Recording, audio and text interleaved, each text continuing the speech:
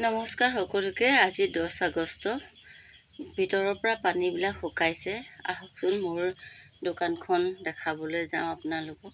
আৰু আজি মোৰ বহুত বেছি বেয়া লাগিছে, কিয়নো মোৰ বহুত বস্তু অনিষ্ট হৈ গ'ল। এইফালে মোৰ টেইলাৰিঙৰ বস্তু ইমানবোৰ অনিষ্ট হ'ল নহয়, মনটো বহুত বেছি বেয়া লাগিছে। কিয়নো এখন টেইলাৰিং দোকানত বহুত বস্তু প্ৰয়োজন হয়, যিহেতু মোৰ সম্পূৰ্ণ বস্তুবিলাক যোগাৰ কৰি ৰাখিছিলোঁ। এয়া চাওকচোন বাৰু, ৰুলেছৰ পৰা দহি সূতাৰ পৰা লাৰ্নিঙৰ পৰা সমস্ত বস্তু মোৰ এখন দোকানত ভৰ্তি হৈ আছিল। এয়া মোৰ চাৰ্টিফিকেটখনো শেষ হৈ গ'ল। আৰু যিহেতু মই আলমাৰীৰ পৰা বস্তু একো উলিয়াবলৈ সুবিধাই নাপালোঁ, ঘৰৰ কথাই ভাবিম নে দোকানৰ কথাই ভাবিম, অকস্মাত পানী আহি সোমাই গ'ল। কি কৰোঁ কি নকৰোঁকৈ ওলাই গৈছিলোঁ ঘৰৰ পৰা ৰাতি 2মান বজাত। আৰু এতিয়া ভাবিছোঁ সঁচাকৈ সেই বানপানীতে উটি যোৱা মৰি যোৱা হ'লেই ভাল আছিলে বুলি ভাবিছোঁ। কিয়নো এতিয়া এইবিলাক বস্তু দেখি মোৰ বেছিহে মনটো বেয়া লাগিছে।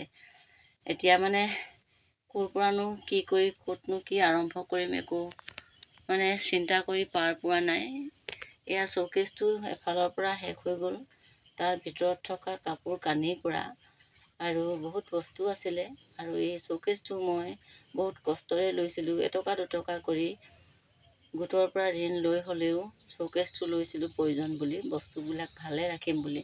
কিন্তু এতিয়া দেখোন মোৰ সম্পূৰ্ণ বিপৰীত হ'ল। শ্ব'কেছটোও ভাগিলে, কাপোৰ কানিও চুৰমাৰ শেষ। আৰু এইবিলাক চাওকচোন বাৰু, লেচবিলাক অলপ অলপ উলিয়াইছোঁ, বৰ দুখ লাগিছে। এনেকুৱাকৈনো মোৰ জীৱনটো আহিব লাগেনে বাৰু।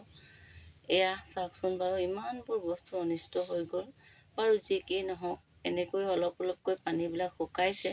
আৰু এতিয়া গোটেই বোকা, চাৰিওফালে বোকা, ইফালে খোজ দিব নোৱাৰোঁ, সিফালে খোজ দিব নোৱাৰোঁ, গোন্ধ। বিশেষকৈ এয়া মোৰ লাৰ্নিং কাপোৰ কাষ্টমাৰ বহুত বেছি আছিলে।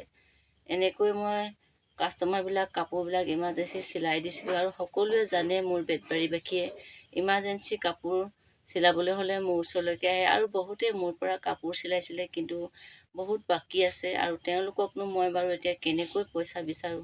আৰু তেওঁলোকেও উপযাচি হ'লেও পইচাটো দিব লাগে বুলি জানিব লাগে, কিয়নো মোৰ সাহস হোৱা নাই তেওঁলোকক পইচা বিচাৰিব। আৰু এতিয়া চাওক, এই সমস্যাত কেনেকৈ বাৰু কওঁ। আৰু ল'ৰাৰ কিতাপ পত্ৰও এটা পাৰ্টত ৰাখিছিলোঁ, সেইবিলাকো গেলি পচি আজি 10-12 দিন থাকিলে। আজি যেনে তেনে শ্ব'কেছটো উলিয়াই আনিলোঁ। 4-5টামান মানুহ লগ লাগি গধুৰ হৈ গ'ল। আৰু এইফালেতো মই পটককৈ ধুই শেষ কৰিব নোৱাৰোঁ, বাহিৰখনকে অলপ অলপকৈ ধুলোঁ।